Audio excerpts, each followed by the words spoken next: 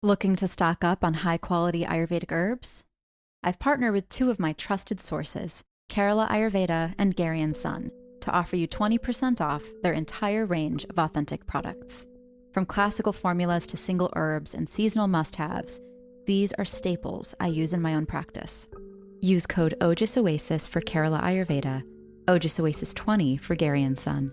Links are in the show notes. Supporting your healing journey just got a little bit easier. In Ayurveda, nourishment isn't only about what we take in for the body, but also what we offer the heart. That's why we're honored to share Aura Cacao, a ceremonial grade cacao we've chosen as a dharmic partner for the Ojas Oasis community. Aura Cacao supports meditation, heart-opening rituals, and moments of conscious presence. As an exclusive gift for our listeners, use Ojas Oasis 20 for 20% off, and you'll find the link in the show notes.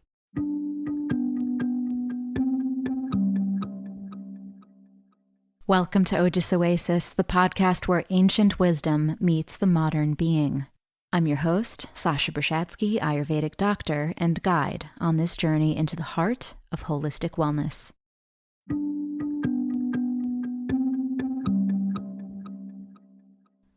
Ayurveda is part of a Vedic system that sees beyond the visible and honors that truth which is beyond words.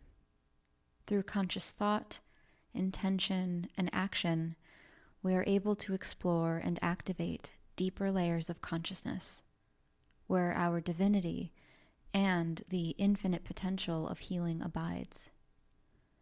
Today, Erin and I went back to basics for our new listeners as well as an overall refresher.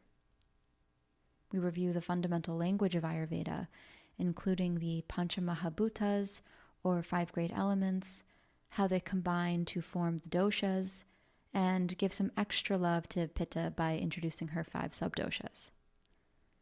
We even offer a sneak peek into the concept of koshas, the 5 layers or sheaths of the body. Our intention with sharing this level of knowledge is to provide you with perspective on just how profoundly magnificent our bodies are, so that when we are faced with the many choices of what and how we consume in our daily lives, we choose wisely. We choose for our bodies, not despite our bodies. By doing this, we honor and give reverence to the divine. Let's get to our chat.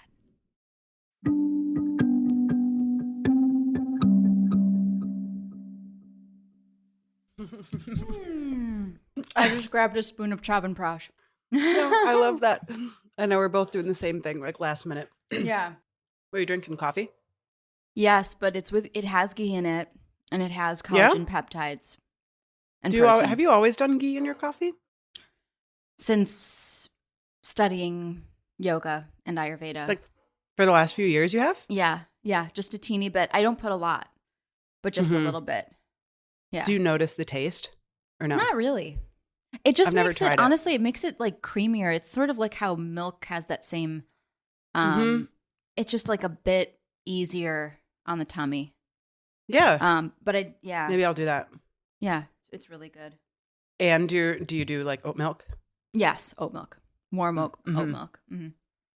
But, good. I mean, here's the thing. The busier you are, the more things you want to do, which is karma yoga, you have to start kind of making negotiations with how you need to be efficient about your self-care practices. And so as like anti-microwave as I am, sometimes you got to just get to the next thing and you don't have time to heat it up in a pot. And also, like, since moving in with Chris, I don't know, you live with another person, they need the kitchen too, and you just, the more people and the more variables are around you, you kind of just start like being like, okay, I'm gonna do my thing, but maybe I'm gonna do like the less perfect version of it, but at least I'm still getting it done, Yeah, totally. Well, we're recording. So I'll kick things off. So, Cool. hi. And hi. We both went to yoga this morning, which is great. Oh my gosh. Isn't it amazing how when you prime your canvas for the day and you do yoga, everything else just feels better? Everything. I know. And I don't do that often. A lot of times I have calls or other things that I do in the morning kind of right away, just how my schedule has been for a while. So often when I work out or do something, it's like midday, which I know from an Ayurvedic point of view, you're like, no. But that's just what my schedule allows sometimes. Right. But today, for the first time, I was like, I'll drop the kids off and then I'm going to go to not for the first time, but in a while, drop the kids off and then went to a yoga class right after that. And it was so good. Really? So good. Which one did you go to? I went to New Vibe. So shout out New Vibe for sure. And if you're in New York City, check it out. That's a vibe. Yeah, New Vibe is great. It's on St. Mark's, right across from St. Mark's Yoga. Did you ever go to New Vibe when you were here? No, I only went to the St. Mark's. St. Mark's. I loved it though. Yeah, it's awesome. St. Mark's is great. But New Vibe is a former Yoga Vida guy from forever ago. One of Matt's like favorite teachers ever, Alex Schatzberg. He's awesome. And it's mostly an Ashtanga place. So it's like I did Ashtanga this morning. But it's yeah.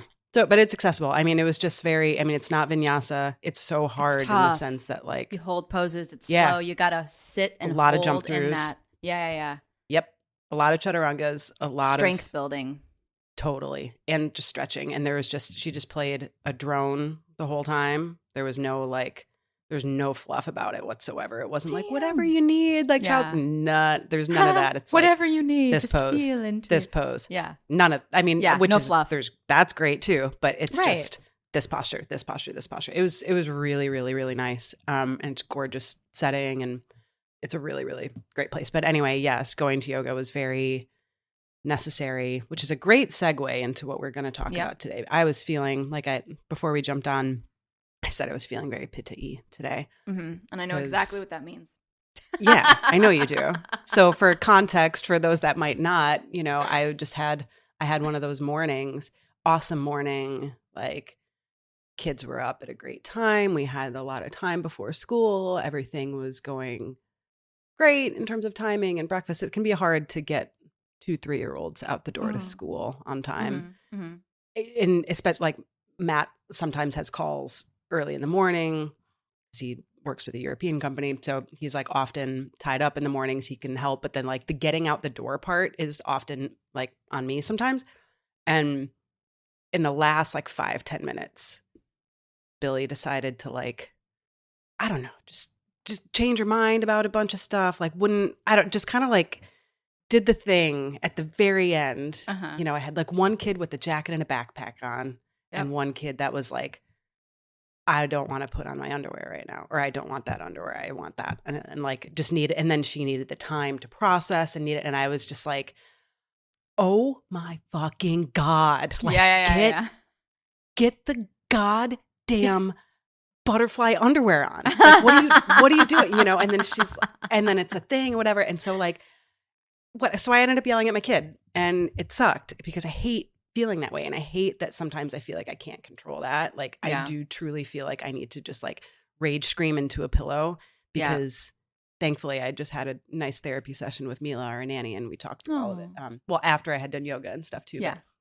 But it's only when it's when there's a time constraint. Totally. When there isn't enough time for either of us to feel our feelings, when I can't walk away and come back to it, if I'm just like, school started 5 minutes ago. Like we don't have time for us to go process our feelings. We don't have time to go scream. You don't have time to go feel your feelings. Like neither of us have time to process.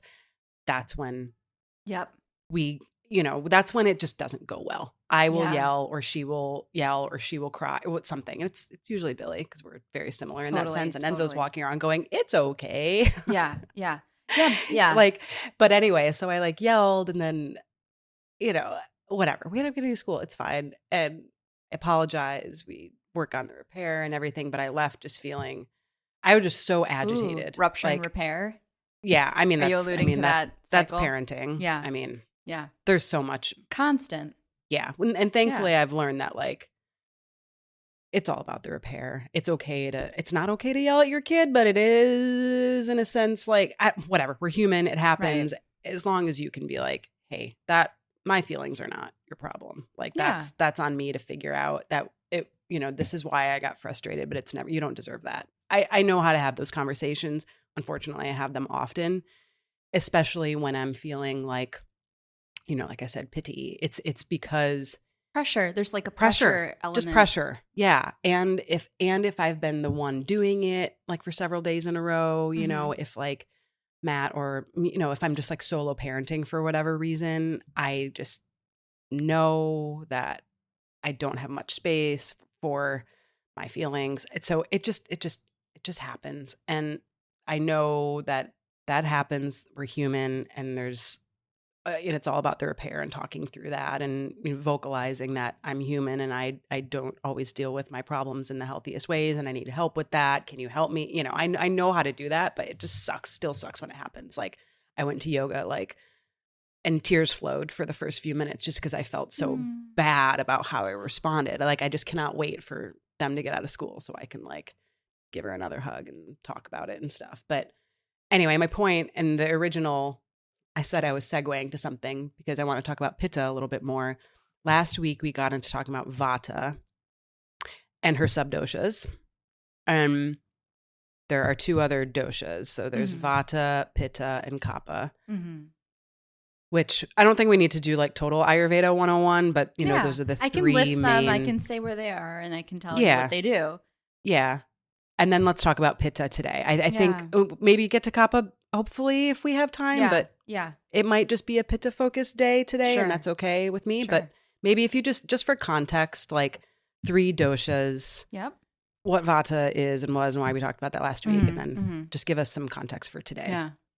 Okay. I'm going to jump into the subdoshas, but I also just want to say how beautiful it is that yoga allowed you to release that tension.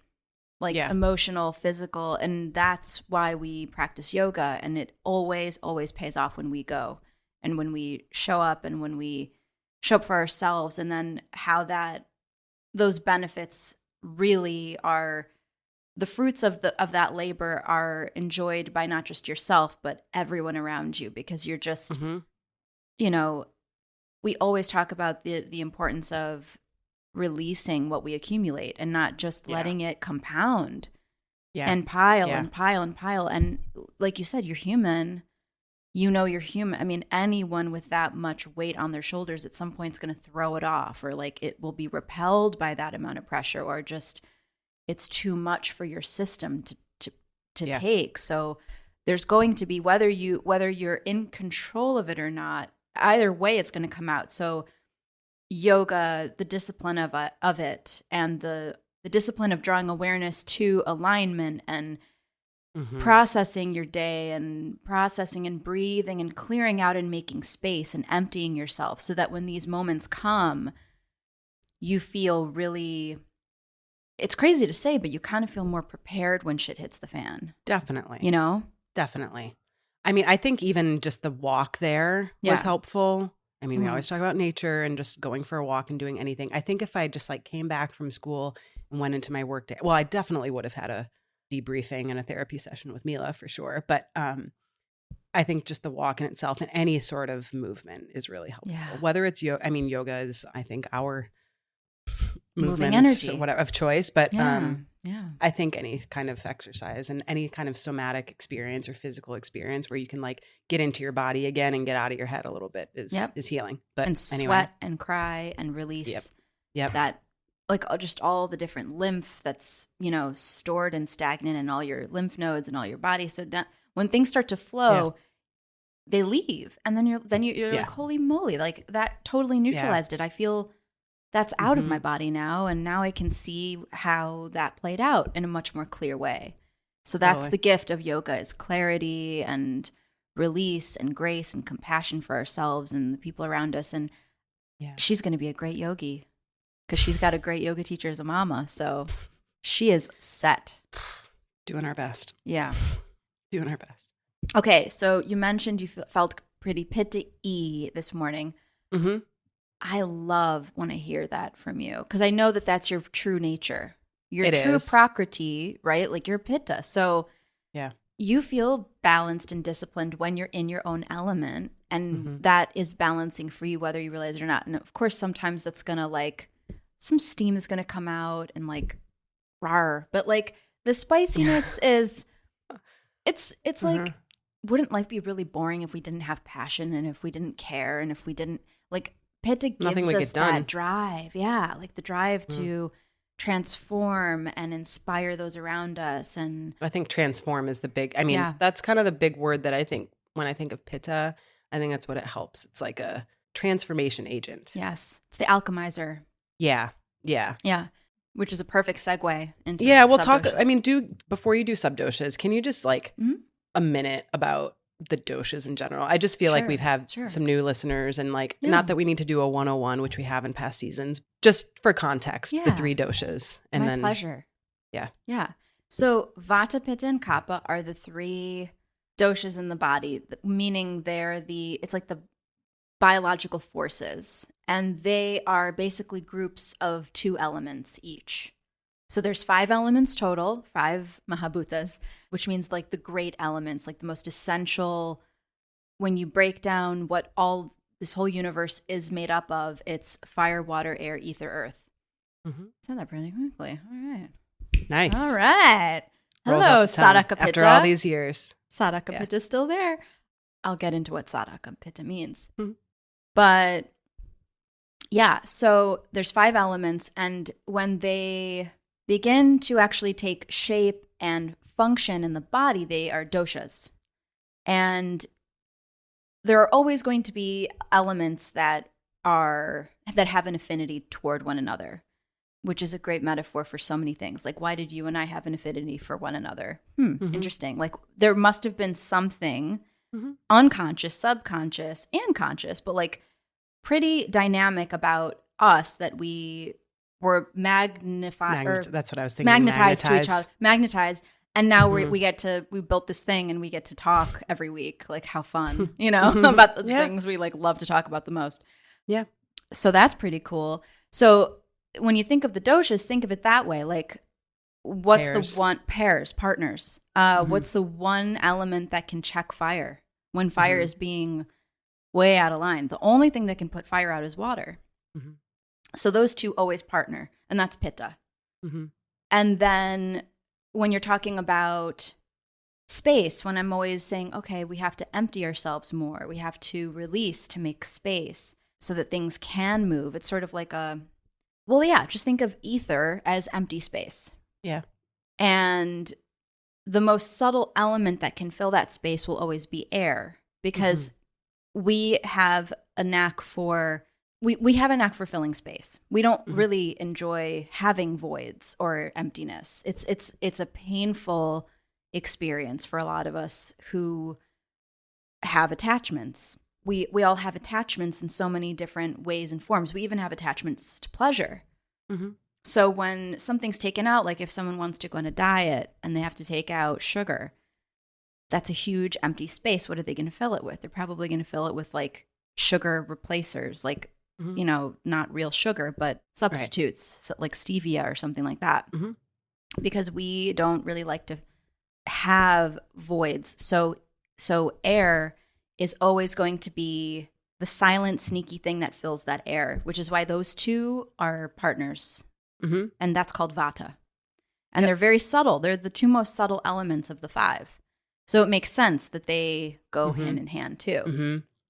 Now let's talk about earth and water. So Kapha is all the structure that we see everywhere. I'm going to talk also about like what all of these things mean and do. So earth and water go together. They like to be together because without water, earth doesn't have any strength or stability to it. It's only when you add water to dirt that it forms mud and glue and like sturdiness, and that is what actually binds materials together. Like if you were laying brick, you need that paste in the middle of each brick to really secure it, which you don't have that without some moisture, right? To seal it. Paste is a good word for kapha. Paste. Yeah, totally. Yeah. So those two are partners because they need one another. Each of these needs one another. Like very, very. I mean, we need all of the elements and we need all the doshas, but it's interesting to see how even elements have their favorites. Like they're in codependent relationships. Totally. The whole universe is codependent on everything, which is interesting too. So you got Vata, Pitta, and Kapha, and the elements and how they play out in our bodies. Let's start with Vata really quick. I'm going to do like a brief. Vata is in charge of all movement. Yep. All movement. So we wouldn't be able to animate our mouth or our hands. We wouldn't have any ability to have any expression without Vata. That's why oftentimes they say all artists have a lot of Vata in their constitution or in their prakriti, because it's allowing their ideas are able to come out because of the, it's being propelled out by which subdosha? Actually, all of them, but I don't know. Yeah, I don't remember. Yeah, maybe not Apana, but so yeah, we don't have to get into it. It's not a quiz, but it's a good thing to think about. It's a good thing to think about. Let's just say that. Okay, and then we have Pitta. Pitta's in charge of all metabolism. Which makes sense. Fire. I mean, movement makes sense for Vata. You think of air, and I think a good distinction too, just to take a step back for a second, between air and ether. I mean, sometimes like even when I talk to Matt about that, he's like, "What do you mean? What's the difference between air and ether?" I'm like, air. You can think of air as like wind. Yeah. It's like air that moves, and then like ether is just like a void. Yeah. So yes, air, Vata, movement, that sort of thing. Yeah. And then Pitta makes sense that it's like this. What word did you I forget what word you just used, but fire and water. Yeah, fire and water, but that creates transformation. Yeah, transformation and like energy, and it's like a power source. Totally. Yeah, so it allows us to form ideas, and it's, without fire we would have no light. So another aspect of Pitta is intellect, because fire isn't just a source of heat, it's also a source of light. Without the sun, if it was just the moon out all the time, we'd be living in a very dark reality. So it balances out. We have the sun and the moon, but the light of light of perception, the light of clarity. Of course, when you have a lot of Pitta, and astrology plays a huge part in this too, of like how everything. Astrology is a huge part of understanding the soul's journey and how the doshas also like interact with the planets. Like if you have Mars in a specific house with another antagonist next to it in close proximity, like Moon and Mars next to each other in a house that it doesn't want to be in, Pitta, you're going to see how that comes out. Like anger management is probably going to be a major part of why you incarnated, to figure out how to overcome that. So all of us gets their assignment.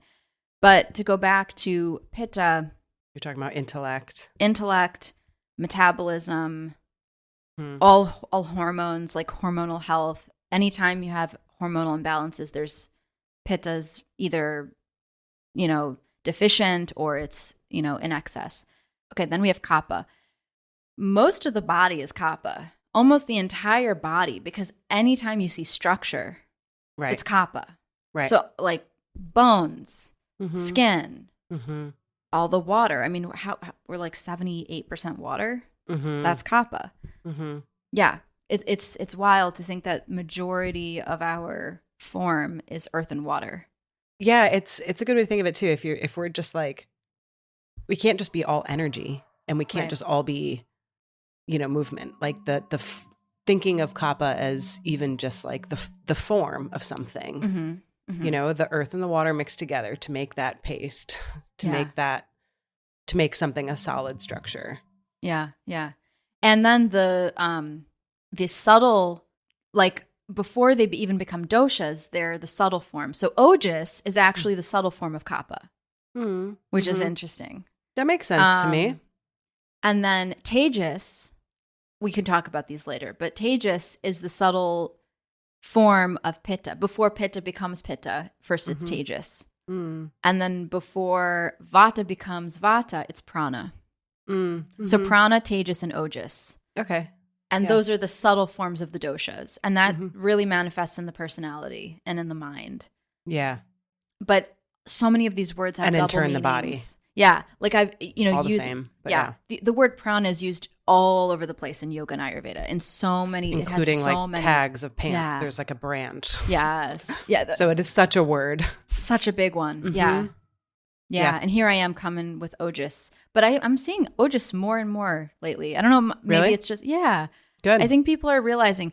I mean, I think Ojas, the reason why this is all called Ojas Oasis is like, this is, I think, what we need more subtle structure, like structure in our subtle field to feel comfortable connecting with more subtle forms of energy. Yeah. And we shy away from it. We're afraid of it. We don't understand it because most of the world is kapha. Like in terms of the elements, like physical form. As soon as we incarnate into a physical form, this is all heavy earth element. Like we're inside of a form that is already inherently heavy and doesn't want to move much. Like if we had, I mean, once you get going, you realize, wow, if I exercise, I feel good. But if you start to relax, you're like, I like to be comfortable. Like the body wants to be comfortable, the body. Yeah. But of course, we animate the body to do things that it needs to do for everything to be healthy. But anyway, all this to say, Vata, Pitta, and Kapha are the three doshas that sum up our bodily constitution, like how we were designed at the moment we were conceived. There was a spark, and it was decided at that very moment what the balance was going to be of the 5 elements. Yep.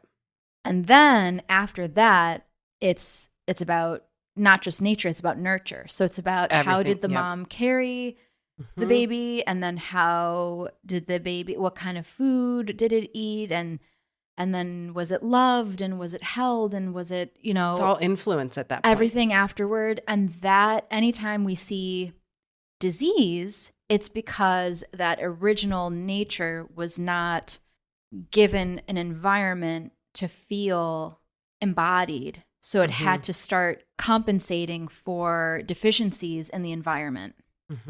And once we stray away from our true nature, we get further and further away, especially if you start straying away as a kid from your true nature.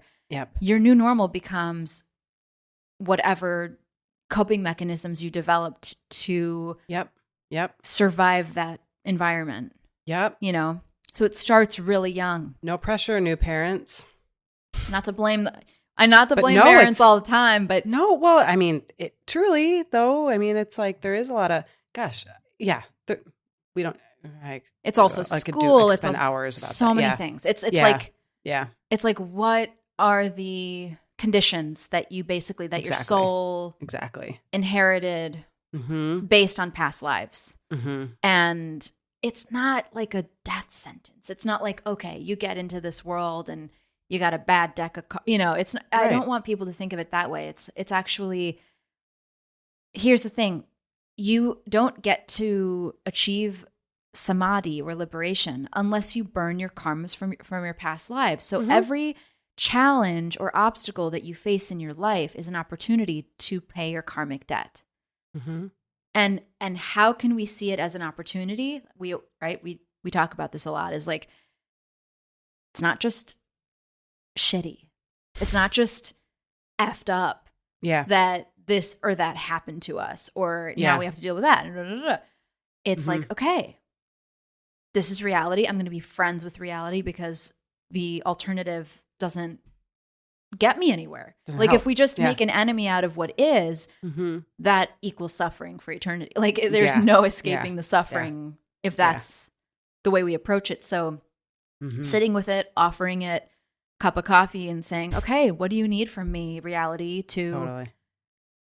make this better? And it's like, okay, as soon as you do that and you accept the karma, the karma you have to pay, whatever it is. Like, I mean, I can think of so many times in my life where I felt like the karmic debt was so heavy that I was like, I can't, how do I, how do I offer this to the flame right now? If and that's another thing, that sometimes the ego gets in the way and thinks that it can't let go and it can't sacrifice and it can't, like leaving my last career or leaving New York or like leaving all these different elements of that I really thought defined me. I really was convinced that those were the things, I did the whole thing. I got into the school and I got I put myself in a position where I thought I was, attaining the highest expression of me, but actually it turned out that my soul wasn't in alignment with it. Mm-hmm. My ego loved it.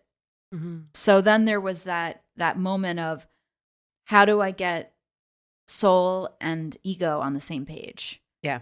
And sometimes you got to give the ego a lollipop once in a while. And you have to I'm wearing lipstick to put my ego, to give my ego a lollipop. It's like, here, I'm still going to take care of you. I'm still going to love you. But the soul is here driving the car. And we're not kicking you out of the car, but just soul has suck on the lollipop and like lick the lollipop. You're fine. We're gonna we're all in this together.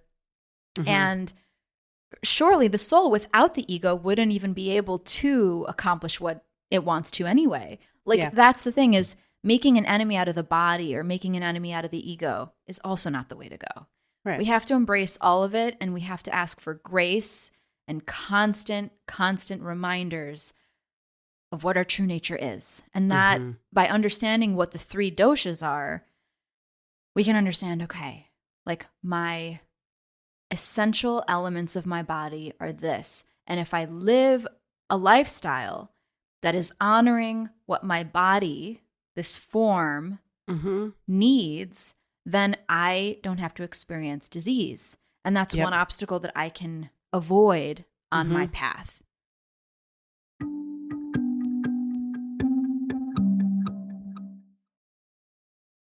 Stuff I talk to my kids about is teaching this stuff, like, especially as we entered fall and school season and stuff, explaining to your kids, like, hey, we have to protect our bodies. These are the things that we need to do. The weather's getting colder, so we need to make sure that we're eating foods that are nutritious and we're getting enough sleep and we're wearing socks and we are wearing jackets, teaching them all these things. I mean, I talk about all the time how all of those things are medicine. We don't even when they need medicine, I call it like extra medicine. When it's like the bottle form of medicine, I'm like, no. All the things that you do all day actually are medicine. That, just to be clear. Yeah. Like my son had a cough the other night. He's like, I need some medicine. I'm like, you've had medicine all day. You got outside today. You had great food. We're in bed early. You did all the things you're supposed to do. We don't need anything extra right now. Like your body took care of itself really well today. That's the medicine. So anyway, coming back to that, but it's just, when you bring that stuff up, I'm just reminded of learning and teaching those lessons early on is really it's pretty like, crucial. How do I simplify it to the most easy, even a 3-year-old can understand it. So like why everything is it you're important? doing can help you or like take you in one direction or the other. And when we teach others, especially kids, whether you realize it or not, you're burning karma. Yeah. And when I say burning karma, it's such a virtuous thing that you're doing, guiding these souls, helping shape their relationship to reality. Yeah. It is such a gift that you're giving them. There's no higher thing we could do. There's no more important job than that. Yeah. So that is neutralizing something else in your Vedic chart. If we were to look at your chart, you could probably see, okay, because you're doing this, that's probably helping this. Yeah.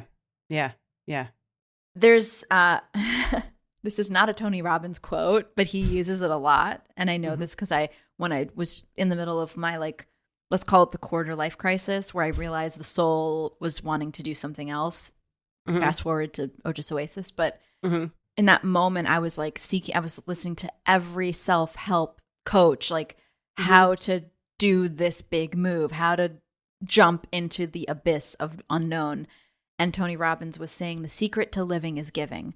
So just don't worry so much about what you're going to get out of this. Or like if you're going to, I was always thinking of like, I used to be a lot more practical, believe it or not. I had to unlearn being practical because being practical was keeping me safe and keeping me stuck in that safety net of, I can't move because if I move, you know what I mean? Like all these things of, I don't know how it's going to play out, but I had to break through that. And I reshaped my lens to just give more, just give more, just give more. And when you start giving more, there's an effortless flow that the universe wants to give you because it sees that you're giving. Yeah. And it's like, oh, well, you need more because you're going to give more. Mm-hmm. And that's my intention with everything. And so, it brings me back to when we teach and when we break down these principles, even on the podcast. And when listeners, and that's the beauty of it too, is I encourage everyone when they learn something on the podcast, let that seed, like let it, like share it, or once it starts to grow your awareness and your consciousness, introduce this concept to somebody that's close to you and see if they bite, like see if they are interested in chewing on that with you, because it really does help to have someone to talk about it with. It helps you process it even more. Like you're chewing on it together and you can see how all of it and I mean that's part of yoga too, right? Yeah.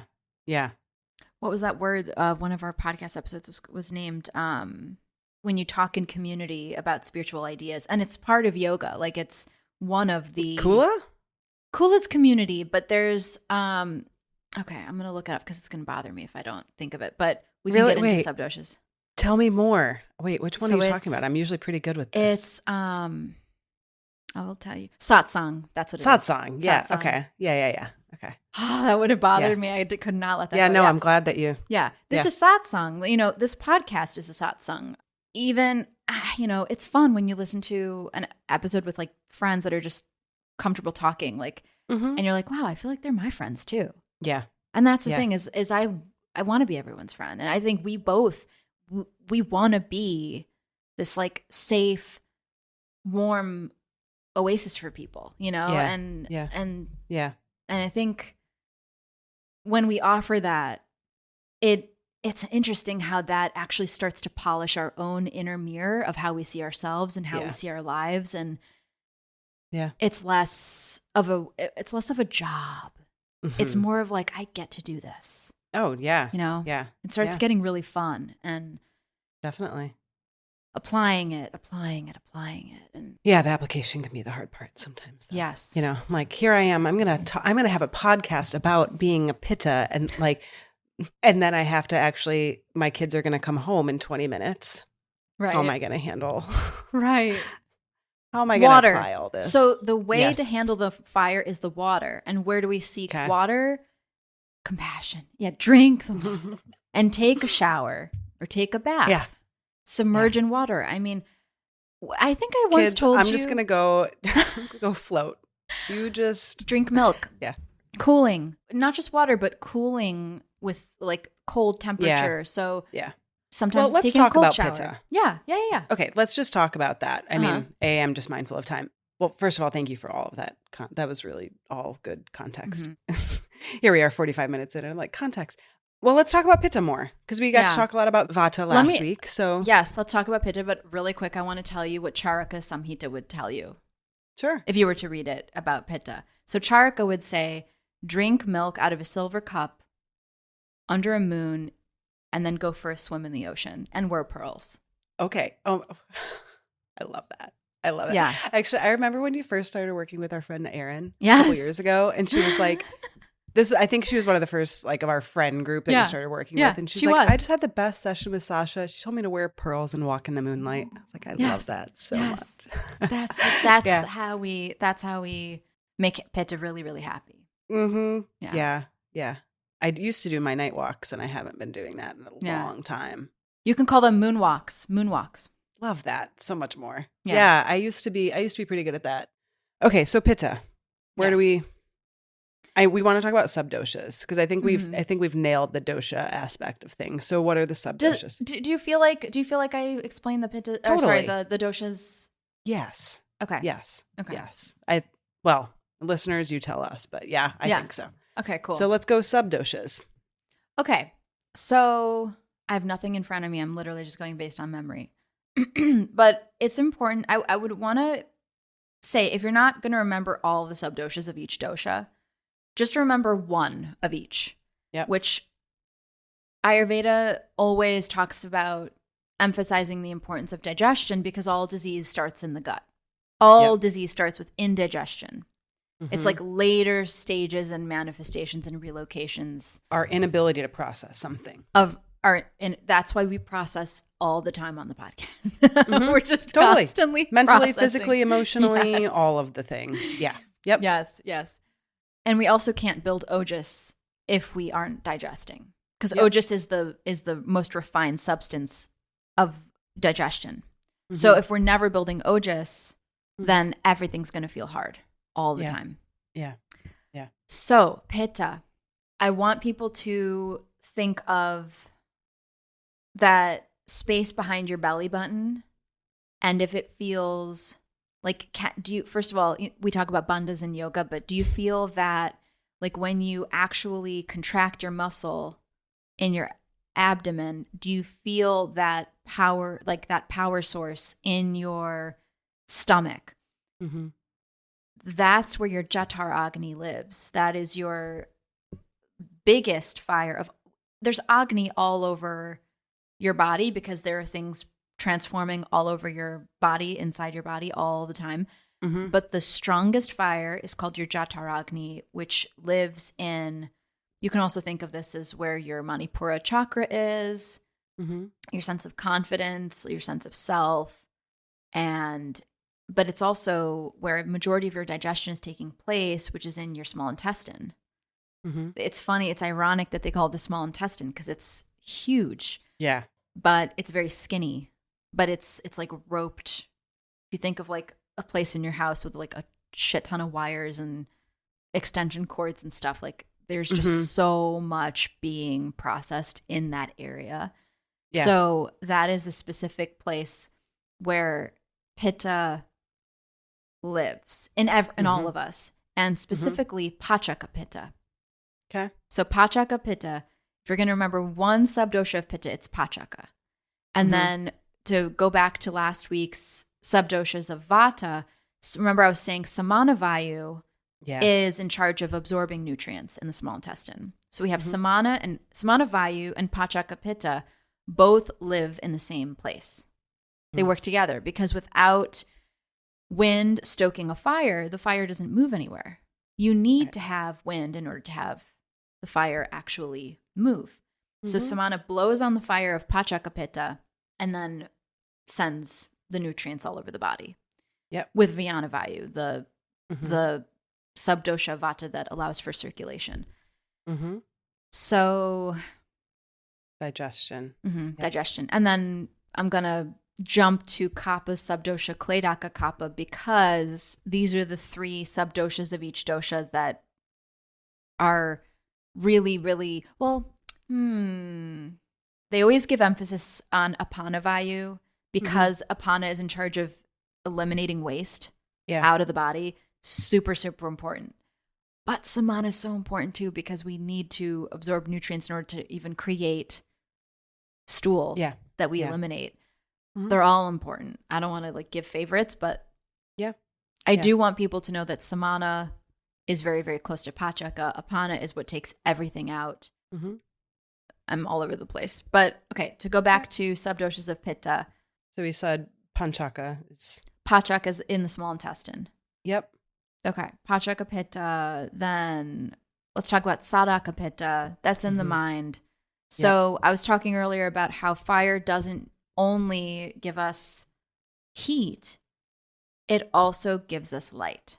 So the ability to perceive things and remember them and then form opinions or form beliefs or values or articulate sentences, and that's all the light of Sadaka Pitta. So the fire in the mind. Yeah. Yep. The fire in the mind. And that's what creates our intellect. Yep. And that allows us to metabolize in school. Like if you're in school and you're learning new things, you are metabolizing new information and you're making sense of it. Okay. So Sadaka, Pachaka. Let's talk about Ranjaka. Okay. Ranjaka is, you can think of this as, well, first of all, it's located in your liver. And liver has a very, very close relationship to Pitta, as does blood and the spleen and the pancreas. All these things are, and gallbladder, all these things are really close together, and they're all they work together very, very closely in the body. And they are converting all types of things, a long laundry list of things. But the thing that why the liver is so closely connected to Pitta is because of, the liver is the filtration system. It's a lot of work that the liver does. It needs to be powered by Pitta. Pitta it's giving color to everything. It's giving color to, we wouldn't have color in our stool if it wasn't for Ranjaka Pitta. Ranjaka Pitta gives color to things. Yeah. You can think of it that way.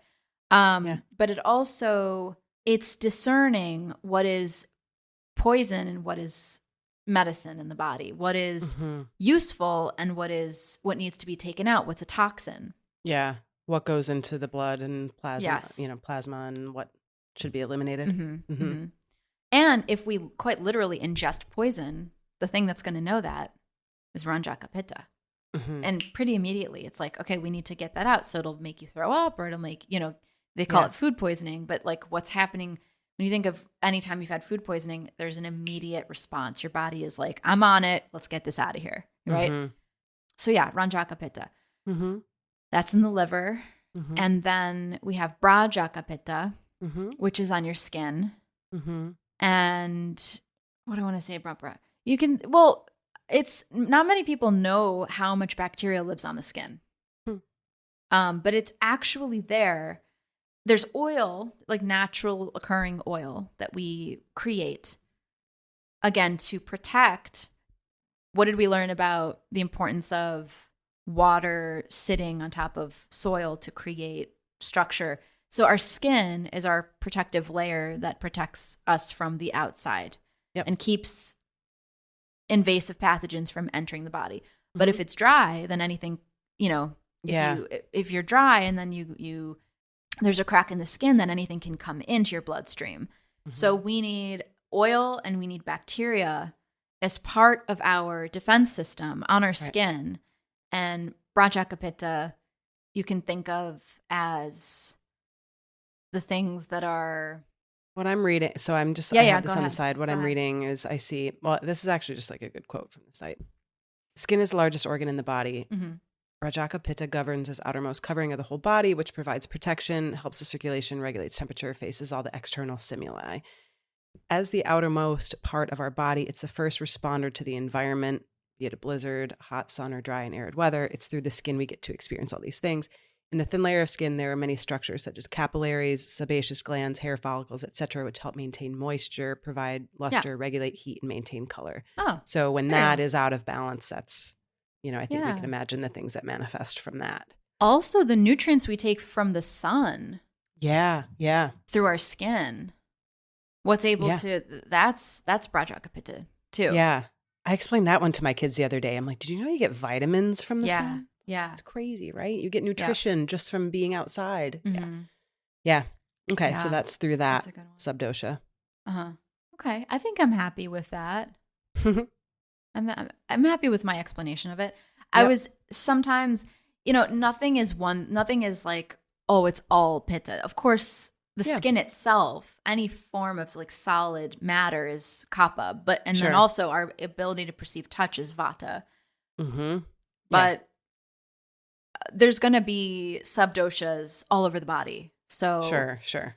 Yeah. That's There's predominant ones in some yes, areas. Yeah. Yes. Yeah. Okay.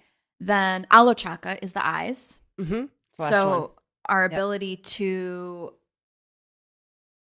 actually see light. I mean, eyes are, first of all, oh my gosh, how cool is it that we have these like built-in projectors that are able to perceive things like colors. And so the built-in projector of our eyeballs casts, I mean, yeah.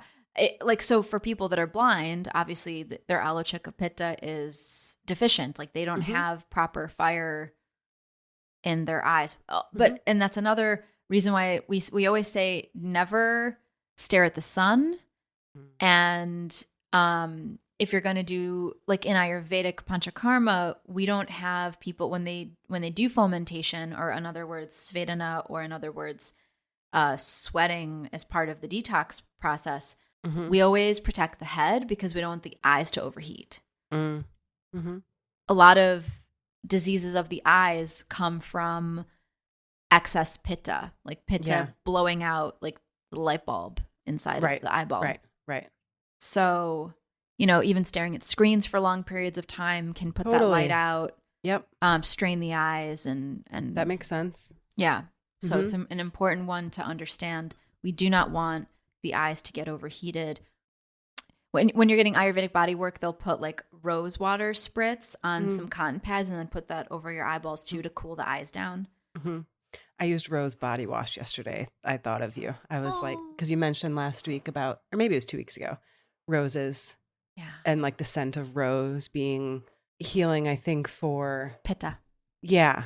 Yeah. Well, so we were talking about eyesight and vision and just like protecting the eyes. I think I mentioned this a lot. Not only just on a physical level, the things that you're taking in your eyes, like just thinking of your eyes as a consumer, as consumption, in addition to food that we eat.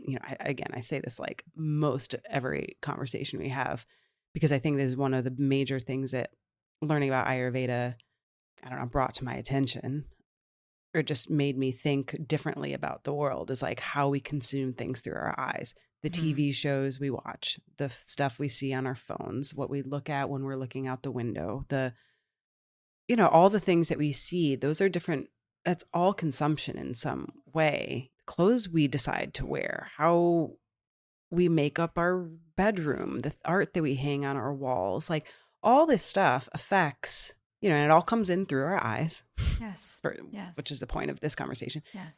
And then what does that do to our minds? What does that do to our bodies? There's all sorts of, how should I say this? We have, we take in that information through our eyes, and then we have certain feelings or responses to it. And then that manifests in our body, subconscious, through our mind, and our exactly through our subconscious, but the eyes are the gateway.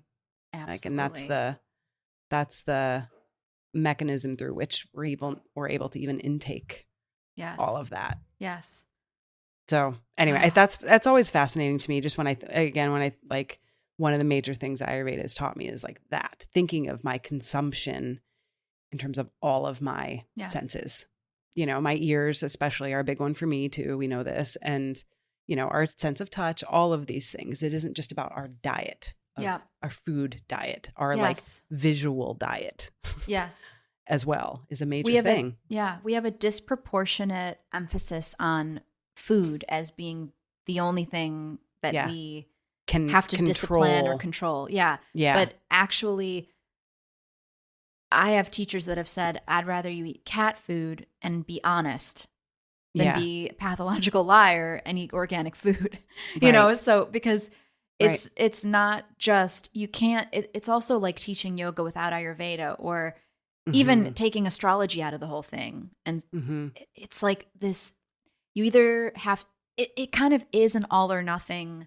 You got to realize that life is so dynamic. There are so many layers. And if we just don't pay attention to all of them, if we only pay attention to the Annamaya kosha, right? Like the food layer, Mm-hmm. We're ignoring so many other parts of our being. And if those get completely neglected, is that person really truly going to heal? Right. No, because healing takes place on every single layer.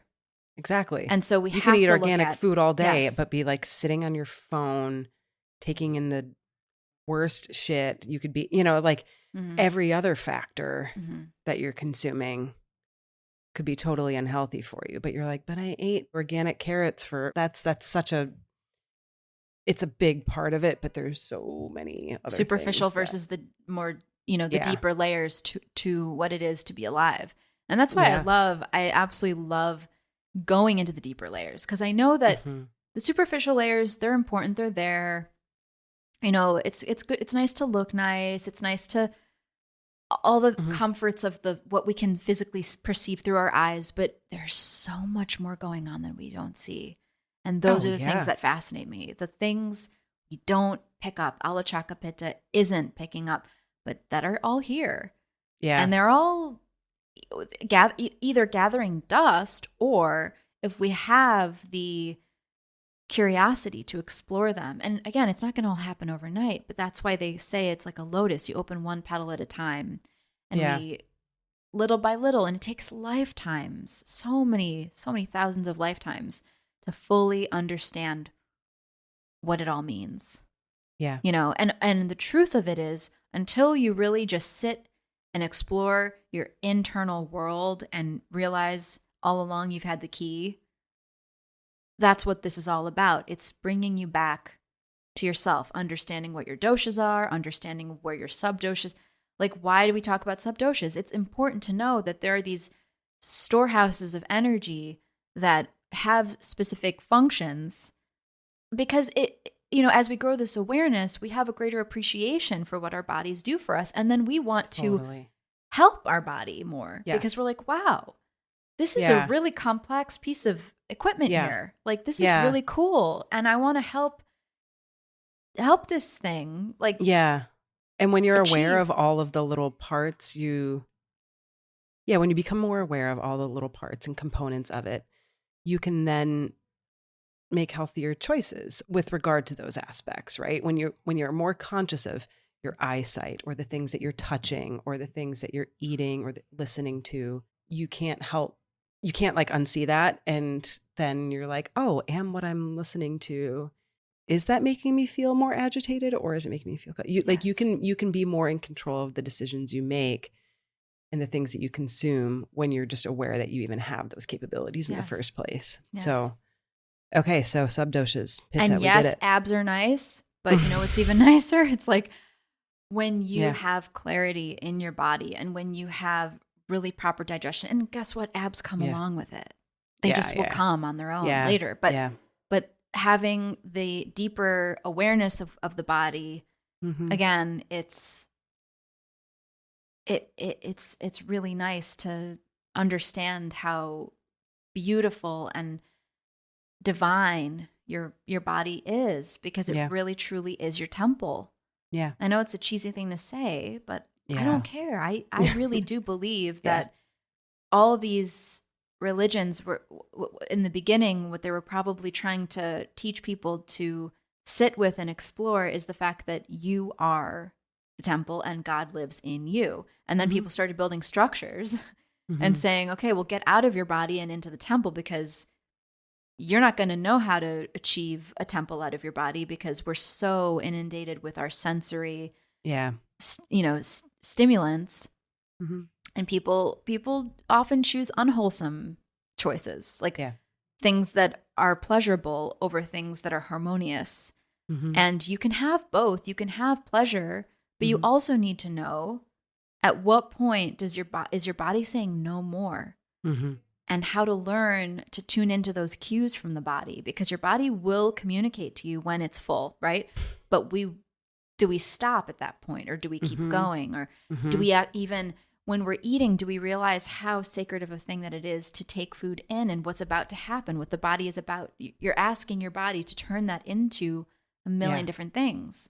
So do we want to be watching TV while that happens and being totally distracted? Or do we want to be driving, or do we want to be running, or do we want to be talking a lot excessively when we're giving the body reverence and paying respect to the body. I think that is that sums up, I think, this why did I want to talk about subdoshas? Why do I want to give plenty of people out there that are interested in being healthy, but they don't necessarily want to learn the academic aspect of Ayurveda? But it's like, I can't not let you know how sacred your body is. Because if I just tell you, eat these foods, I'm just another marketer telling you what to eat. Yeah, I'm just like another voice out there in the superficial world of telling you what to do. And that doesn't really work. Healing doesn't work that way. Healing is a very, very, very, very deep and sacred process that requires such a deep level of consciousness. And as we deepen your understanding of what your body is and how it works, you realize that all along, you're the divine one. You are the powerful one. Yeah. And that's, at the end of the day, it's all about empowering individuals. Totally. To be healthy and happy and free. Perfect. I love it. I hear my children. Okay. I'm excited to give a hug to the one that needs a hug. I'm like sending you hugs, and I'm sending them hugs. Thank you. Well, thank you. This was amazing. I appreciate in a lot of ways, there's refreshers for me and there's new information for me too. So I appreciate all of it. And hopefully, and we'll give some Kapha some love next week. Yep. Yeah. We'll go into all things Kapha, which will be cool next week for sure. Amazing. By the way, did you know that when you cry, you're cooling down the Alachaka Pitta? Like that's your eye's natural way of putting water on the fire. So you can think of it that way, as like your own Pitta self-corrected. Yeah. Oh, that's cool. I like that. Yeah. That's great. Well, have a great rest of your day. And we'll talk next week. Okay. Love you, Sasha. Thank you so much. Love Bye. Erin. Before you go, if you're ready to dive deeper into your healing, check the show notes to book a 45-minute exploratory call with me. If you mention you're a subscriber of the podcast, you'll get 50% off your initial intake consultation. A 2-hour deep dive, normally $400, now just $200. You'll also find exclusive 20% discounts on trusted Ayurvedic herbs from Kerala Ayurveda and Gary & Son. Just click the links to apply the savings automatically. Ojas Oasis is a labor of love, a podcast born from a deep desire to share the timeless wisdom of Ayurveda, Vedic ritual, and holistic healing with seekers around the world. Every episode is carefully crafted to bring you inspiring conversations, ancient insights, and practical tools for living a radiant, balanced life. If the show has nourished your spirit, helped you feel more seen, or guided you on your healing path, you can now support our work by buying us a coffee or golden milk. Your support goes directly toward producing high-quality episodes, keeping the podcast ad-light and mission-focused, expanding our offerings to serve you even more deeply, and whether it's a one-time cup or a monthly offering, we are so grateful. Click the link in the show notes to support the podcast and keep the wisdom flowing.